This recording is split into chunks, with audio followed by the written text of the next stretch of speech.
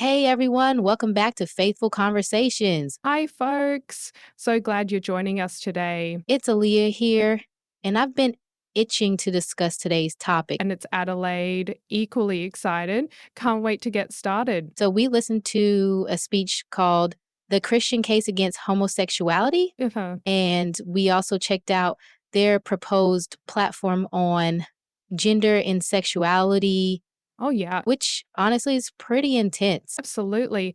They're opposing gender affirming care and pushing for federal intervention. Wait, federal intervention in healthcare decisions? Exactly. Exactly. And they're suggesting penalties for doctors providing such care. Wow, that's alarming. It really is. And they want to penalize teachers who discuss transgender identities with students.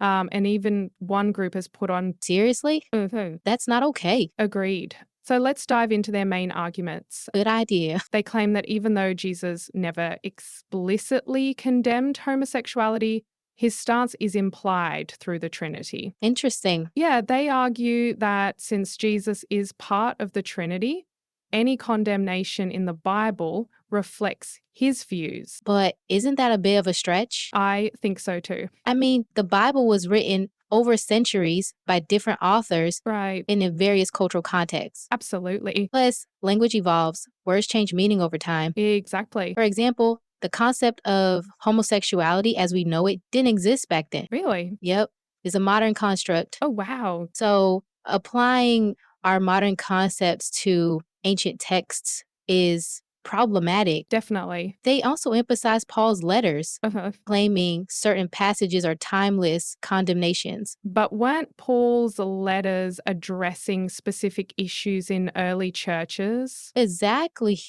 Some scholars suggest those passages refer to exploitative relationships, Oh, interesting. not loving, consensual same sex relationships. That makes sense. So using them to condemn modern relationships seems off.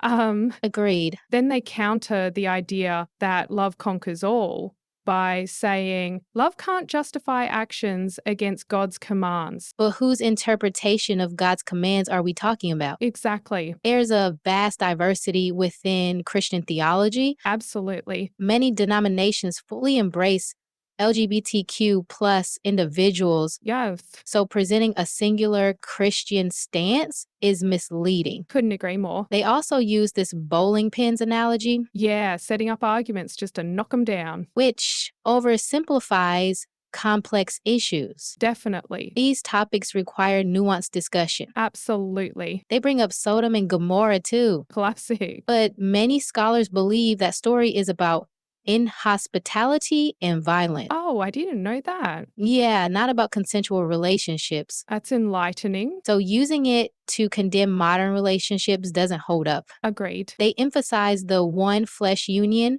from Genesis, Focusing on procreation and sanctification.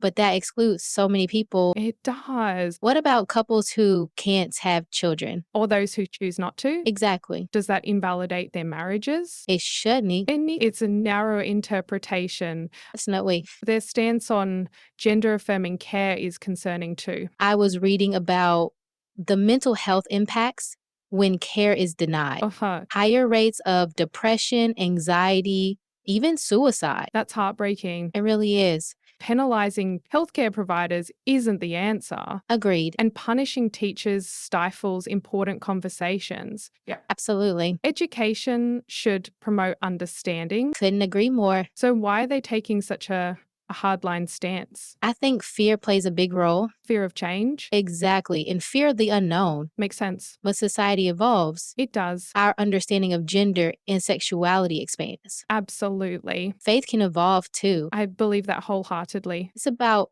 growing and understanding. Not abandoning beliefs. Well put. Thank you. So, how can we encourage open conversations, Education is key. providing resources and safe spaces, Listening with empathy. building bridges, not walls. Love that sentiment. Me too. Any final thoughts? Just that dialogue is crucial. We grow by listening and learning. Agreed. And to our listeners, thanks for joining us. Yes, we appreciate you being part of the conversation Until next time, stay curious. and stay compassionate. Take care, everyone.